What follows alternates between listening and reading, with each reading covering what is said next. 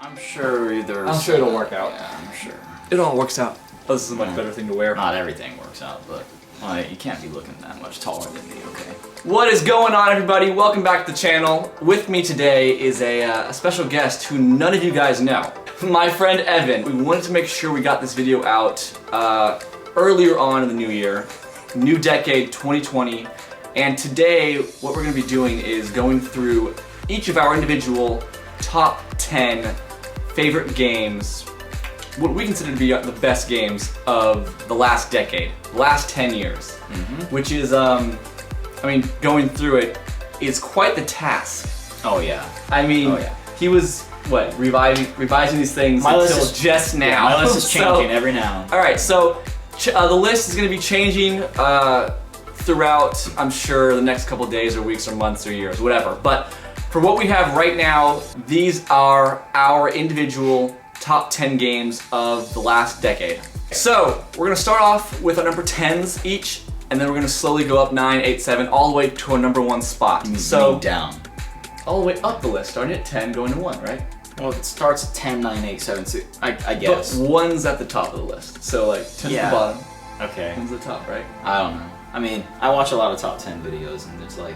Alright, so starting from the top at number 10, and going down to the bottom at number 1. That sounds more natural. One thing I think that is really cool about having you on as the guest for this episode is that our lists, I think, don't even have one game in common. We're both very... we enjoy a lot of the same games, but then in terms of like our favorite games, we have a different kind of priority. We're different gamers. We're different gamers. We complement each other, but we're different This video proves that, you know, the gaming world is larger than just like the Call of Duties. My number 10 of the last 10 years goes to Shadow of Mordor, Middle Earth.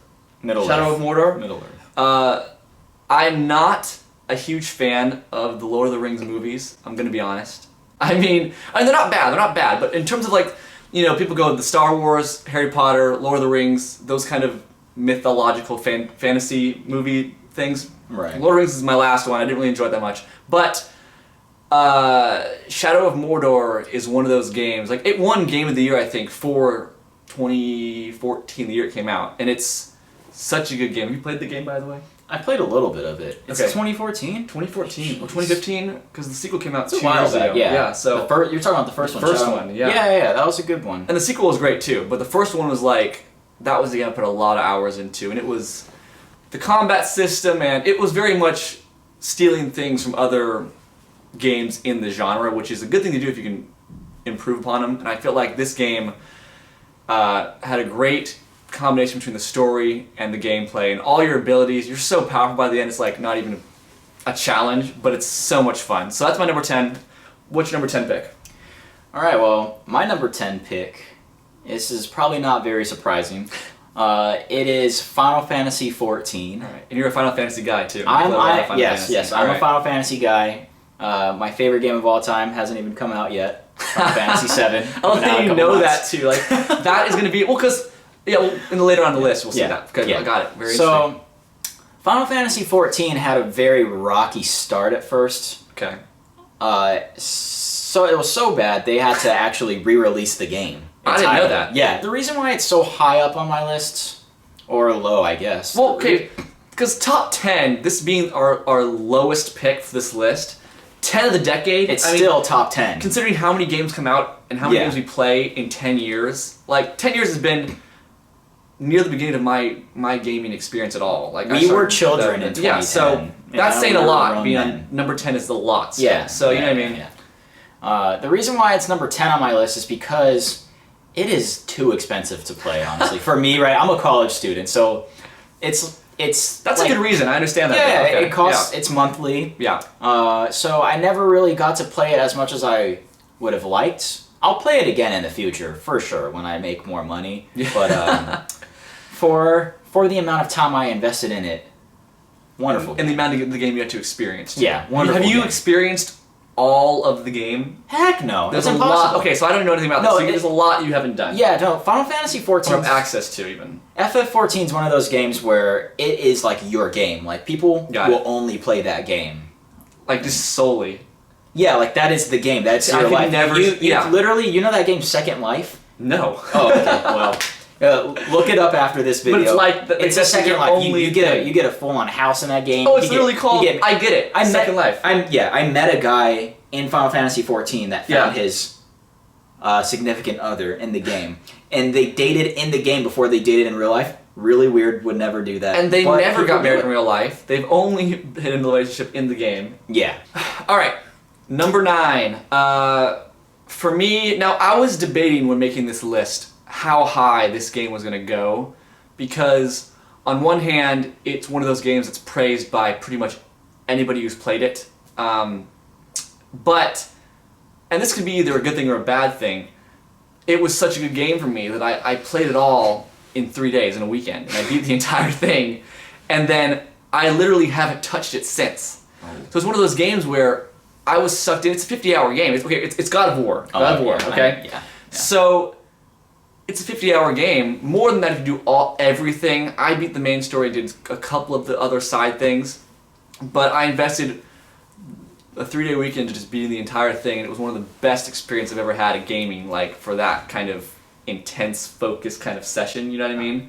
But I had no reason to pick it up afterwards, which is not a bad thing, because it was it's not a bad thing at all. Totally fulfilling in everything I wanted to play for it, but one of those things. So that's why it's at number 9. But that game is pretty much flawless. I never played the original God of War series. Oh. Never even knew what it was about, except that Kratos was this god of whatever and trying to get revenge, right? So Godslayer. Yeah, okay, so Godslayer. But I have a feeling that I wouldn't have liked those games because I've seen gameplay, and the way that this game is crafted is very different, as you guys know, from the originals in terms of gameplay and style and all that kind of stuff. I mean, the story in that game alone was so good. I love how, especially in this last decade, we've seen the narrative writing for games get taken a lot more seriously than before. Oh, yeah. In terms of, you know, for these, even for games where the story mode isn't the main mode, like in Call of Duty, for a campaign, they'll bring in writers from like acclaimed TV shows and movies to actually do their stuff. Like the names matter who were attached to these projects. And I think it's such a cool thing. So, and let alone the gameplay of this game is just, I mean, if you guys have played it, you know it's fantastic. It's nothing left to be desired at all. So that's my number 9. What's your number 9, Evan? Man, I still haven't played that game. My number 9 goes to Super Smash Bros. Ultimate. All right, fair enough. That's good. It goes there. Yep. Honestly. And people know. Honestly, yeah. Yeah, you guys know. I'm kind of clean in that game. There's... I used to... I'm not in my prime anymore because, you know, school and work and just... And life. And life, really. You know. You have a girlfriend now. I have a girlfriend. I'm making her watch this video. But, you know. It's her fault. No, I'm kidding. When I bought it, like, last year, whenever it came out, I spent my entire winter break playing that game. And it hasn't gotten worse. Like... That's always a good thing. Yeah, sometimes when you play it, it's like, okay, now it's stale, and that thing isn't as good as I thought it was, and that's kind of weak, and that, you know what I mean? Yeah, no, so, I'll still pick it up and have a lot of fun with it. Yeah, even though I'm not as good as I used to be. It is competitive, but man, Nintendo just sucks at creating like a good online experience. They do. That's why it's number 9. Oh, the online. Okay, fair enough. If they just made the online better, like you can't. Basically, there's, for those of you that don't know, Smash in general is a very competitive game, but it's also a very casual game. Okay. Anyone can pick it up and have fun with it. Yep. But the thing is, the online system is built for casual players, but there's as many casual players as there are, there's just as many, if not more, competitive players. Which is cool. Yeah, but their online doesn't cater to that at all. Oh, I get it. So okay, online you'll just go against some random person, and their rule sets and your rule sets will never match up, and... It's an uphill battle, kind of. But then all in all, I guess your pros outweigh the cons. It's number 9. Overall, the pros outweigh the cons. It's one of those things where it's so good, that's kind of established, and then there's those things you can kind of nitpick and say, okay, that's why it's number 9 and not number 2. It's all lovingly critique. Critique. Critiqued out of love, basically. Sure. Yeah. Critiqued out of love. Yeah. Okay, number 8. My number 8 is a game that I didn't play for the first 2 years it came out, or a year and a half or whatever, and I played it actually for an assignment for a class for school, which sounds kind of funny because I'm a film major and I have some weird classes, and I took a video game class, which was the greatest class I've ever had at UCLA. My game is Detroit Become Human. and I had not played the developer's previous games. I think one was Heavy Rain or whatever, and a different one. But dude, the game was so good. It's one of those. Do you know anything about the game? No, but I played Heavy Rain. Okay, that's fun. All right, I haven't played that at all. But the game is choose your own. Not choose your own adventure, but choose your responses, and what you do affects the outcome. Yeah. Very heavily reliant on you choose how each situation plays out. When you see a trailer for a game, there's an expectation you have of what you hope that game will turn out to be. Yeah. And a lot of the time it's not. This is exactly what I hoped it would be when the trailer came out. And I didn't play it for a year out of fear it wouldn't be, and when I played it, it was. So it was one of those ones where it was totally a payoff, and I loved it. So, what is your number 8? My number 8 is Metal Gear Solid 5. Metal Gear Solid 5. Man, what a good game. Oh my gosh, I don't even know where to begin with this. Okay, for an example, you guys know I love music a lot. I study music. It takes place in the 80s. Okay. And you can run around and collect cassettes to play in the game. And you can just literally run around, do whatever you want, blow up Russian terrorists, beat up... Who doesn't love that, right? Beat up, like, child soldiers. You can't kill them. Okay? It's still PC. I know those of you out there who wish save them. I know who you are. Sorry. But you can do all of that to Love Will Tear Us Apart by Joy Division, or Friday I'm in Love by The Cure. Like, that just is all so these cool. 80s songs, and it's hilarious and amazing. As soon as I played the game, when it first came out, I was like, this is it. This is like my favorite game. This is in my top 5 games of all time. Yeah. And then I found out that they butchered the last third of the game, or no, last like quarter. Metal Gear Solid 5 was literally unfinished. It was an unfinished game, so basically it was rushed. It's like the Game of Thrones of video games. Yeah, like the start and middle of that game are so good that it's my top 10. Even though it's like... So that's saying a lot, considering it just like fell off. It was good enough to still maintain that level of appreciation. Yeah, it is so bittersweet to me. It's 3/4 of a complete game, and if it was complete, man, that would have been really that would be satisfying. my number 1 game. Wow. But the game is so good. I can't explain how good it is. It feels. I played a demo for it. Yeah.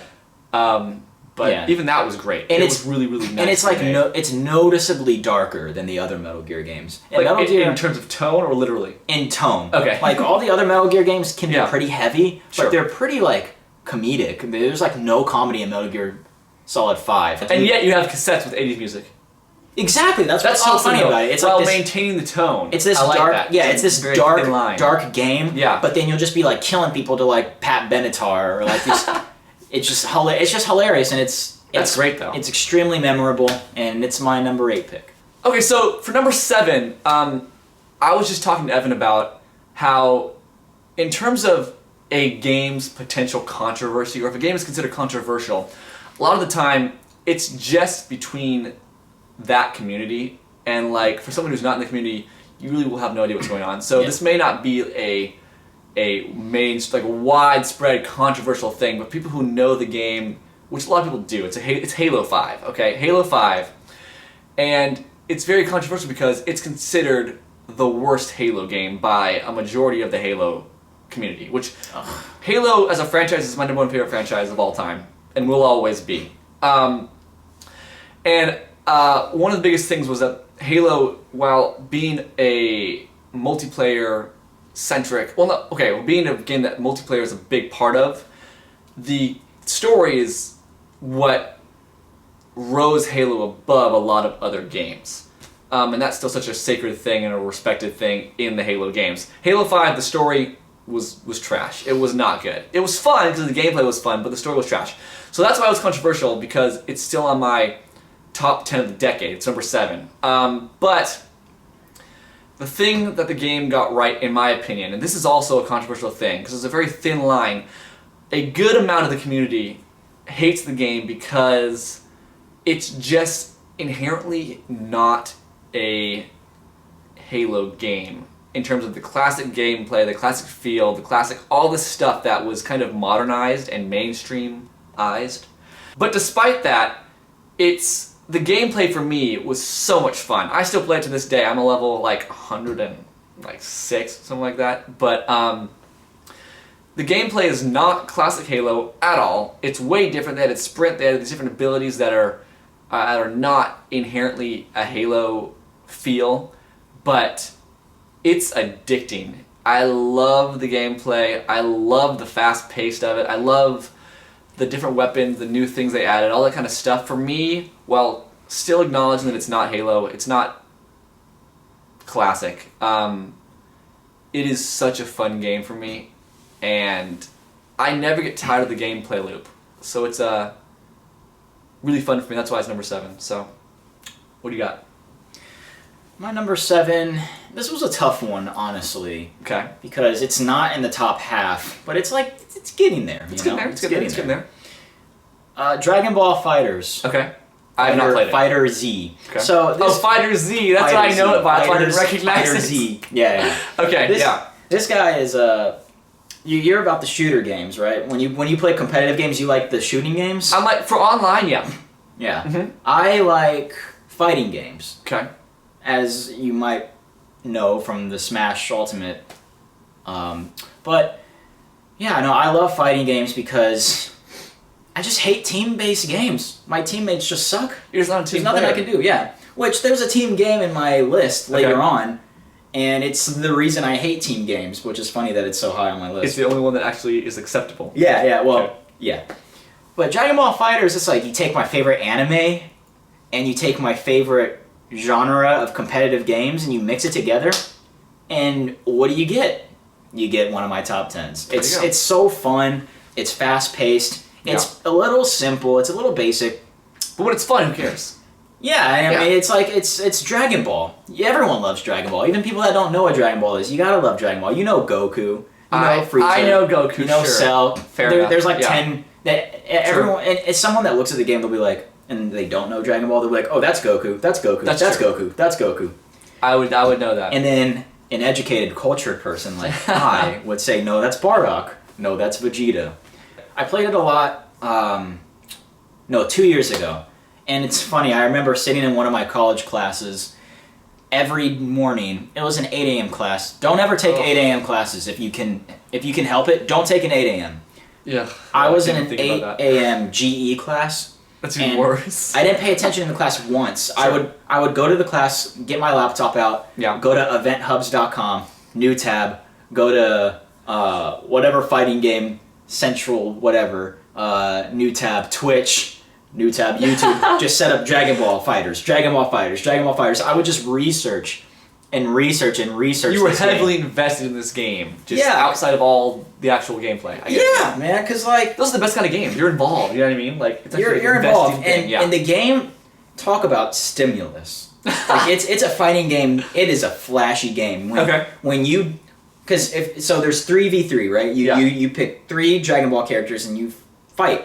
And when one person faints or gets eliminated or dies or whatever, it's dramatic. They fly through rocks, they get blown up. It's like the show. It's literally like the show. And that show was my childhood. So they stayed very true to what you knew as the franchise in the first place in the show. Yeah. So, number 6 for me, I was debating whether to put this higher, but I think just because of the sheer magnitude of my love for the other 5 games, this made its way down to number 6. But it is the original Destiny game. It was quite the journey with this game because I remember, obviously being a Halo fan, Bungie, the same development company, but I remember back in, I think the game came out in 2014, I want to say. But I remember back in 2012, because now Destiny is like a name everyone knows in the gaming world, but back in 2012 I remember... It changed everything. Yeah, I remember in 2012 seeing literally the first piece of leaked concept art for this game Bungie was working on called Destiny, and I was the only person who knew what it was out of all my friends, and I followed it all the way up until the release, and I went to the midnight launch for it, and it was such a hyped game, and this one was a lot of the memories too, just the playing with all my friends, and just the core Bungie mechanics that made Halo so great, and the story structures and all that kind of stuff are present in this game for the most part. And it's a much different game than Halo, but it's also a lot of the familiar territory, which I loved. The combat's amazing. The guns feel so good, which is important in a game like this where there's like millions of guns or thousands of guns, whatever. But yeah, no, that's why it's up there. Beautiful game too. The worlds are so beautiful, and there's so many cool like hidden areas, which they expanded on in Destiny 2, with like hidden areas you could find if you were, knew where to go and followed certain clues, whatever. But I love that kind of adventure, mystery, kind of open world, whatever. The story mode, whatever, wasn't as great as it was marketed to be, but the world itself and the gameplay kind of made up for that in my mind. So it's my number 6. What's your number 6? My number 6 is sort of a similar game. Not really. To Destiny, really? Overwatch. Overwatch. Okay. Overwatch is number 6, man. It's up there. Okay. Tell us about it. Okay, well, first of all, I'll preface all this by saying I play all roles. I'm not just the damage guy. And can I start by saying this is a game we've both played? We both played this game, yeah. Tanks are a lot of fun. Yes. Okay, so Diva main all the way. Diva main, I mean, Diva. of course. Overwatch was the first game to dethrone League of Legends. In your mind or altogether? Altogether. It didn't dethrone it for long, but it did dethrone it for a minute. It had like the most on all the platforms and stuff. Yeah, it was the first one. That game is beautiful. It is. It does beautiful art style too. Beautiful art style. It does a lot of things right, a lot of customizations, a lot of cool skins that you can unlock. It has a lot of short-term, like, rewarding, basically. And the loot system was not corrupt.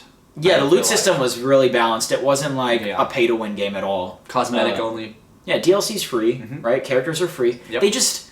did it right. Blizzard got it right, and it's a really fun game to play. The story's even really good. There's not a story mode in it, but like... Overwatch 2 there is. Yeah, the second one's coming out, there's a story, but the extended universe, the cinematics, the books, everything about...